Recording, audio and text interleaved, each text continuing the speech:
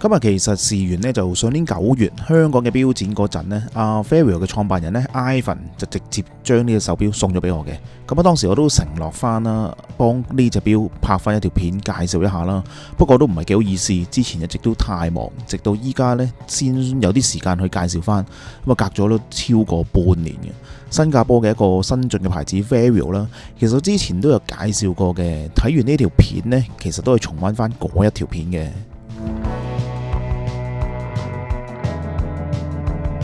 而之前介紹呢，就係一戰嘅 Trench Watch 啦，咁啊今次個時間呢，嚟到咗二戰啦，一隻 Inspired by Dirty Dozen 嘅一個軍錶。我諗軍錶迷呢，一定識得 Dirty Dozen 嘅軍錶嘅，係英軍呢喺二戰時候嗰陣時生產嘅。咁規格上呢，就冇德軍做飛行錶 Type A、Type B 咁嚴謹啦。咁但係由於嗰個訂單呢，個數量係超級多嘅，所以當時呢，就分咗12間嘅錶廠去完成呢個任務嘅，準時咁去交貨嘅。咁啊當然有啲大廠生產嘅數量就會多啲啦，有啲就會少一啲嘅。咁當你以為因為12間錶廠而叫做 Dirty Dozen 呢，咁你就錯啦。其實呢，係去到1967年有一部美國嘅電影啦，叫做 Dirty Dozen。咁啊講述翻12個囚犯啦，被徵召入伍咧，去做一啲唔係好光彩嘅事啦，暗殺呢個納粹德軍嘅。不過呢，我就冇睇過呢個部電影啦，不過都唔緊要啦。主要呢，係之後錶迷呢，就將呢12個牌子推出嘅，都稱呼成為一個 Dirty Dozen， 大約係咁嘅由來啦。不過呢，我就唔係電影迷啦。如果喺呢度有咩講錯呢，希望大家更正翻啦。咁12個牌子當年嘅產量呢，其實都好大嘅差距嘅，所以某幾隻呢係特別之罕有嘅。錶迷有心去儲其中嘅幾隻呢，個難度都仲可以，但係儲齊12隻呢，基本上係難上加難嘅。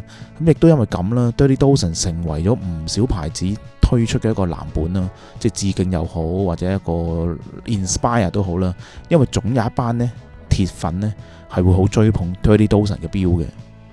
而 Faireal 呢個新加坡牌子都唔例外啦。最近呢，其實佢哋比較多係軍錶啊、飛行錶咁去推出嘅。好似呢一隻呢，型號為之1945 D12 啦。顧名思義 ，D12 就係解作 Dirty Dozen 咁嘅意思啦。37mm 不鏽鋼嘅一個材質。嗱，外觀睇上去呢，都好接近翻原本嗰12隻噶啦。咁啊，當中亦都有唔少嘅特徵啦，包括1至12嘅呢個數字，咁啊一樣都係冇6字呢個數字嘅。咁啊火車路軌嘅一個 set dial 啦，6點鐘位置呢都有一個小秒針嘅一個盤啦。不過 Faireal 嘅呢一隻呢就有少少可惜，佢受制於一個機芯嘅限制啦。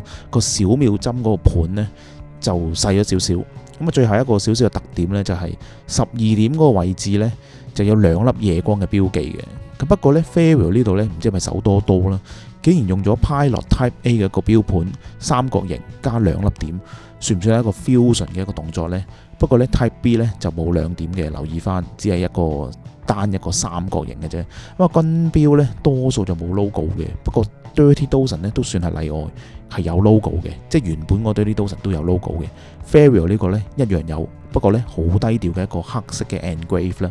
另外有一個唔同嘅地方就係呢，佢個框呢就 set 咗喺4點鐘嘅位置啦。等日常佩戴嘅時候呢，亦都比較舒適一啲嘅。而個錶底呢都有啲意思嘅，因為二戰嘅時候呢，英軍呢對新加坡都有啲關聯啦，都叫做。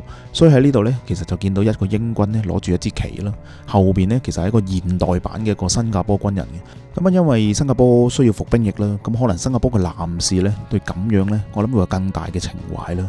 嗱，本身呢隻錶呢其實有4隻顏色去揀嘅，可惜呢經典嘅黑色呢已經賣晒噶啦，大家去官網度睇下啦。本身佢個資料性都唔錯嘅，亦都係睇下佢其他嘅款式，以及之後將會推出嘅一啲款式啦。嗱，當中經典嘅呢個1918 Trench Watch 啦，我自己都有一隻嘅，之前都出過片啦。嗱，原來實物呢比網站上面嗰啲相呢係靚好多好多嘅，所以呢度呢強烈建議大家可以重溫翻我呢一條片嘅。然後比較近期 Faireal 都推出咗一個手上鏈嘅 Pilot 款啦。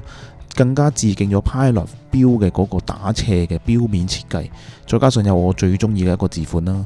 之前呢，其實朗戰都出過類似一隻嘅計時款嚟嘅，唔知大家知唔知道？可惜呢，我冇買到嘅原因呢，係因為嗰隻錶有日期咯。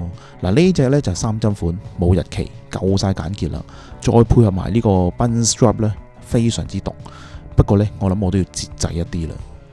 好啦，咁啊講下又5分鐘啦。有興趣嘅朋友可以去到 Vario 嘅官網上面咧參觀一下。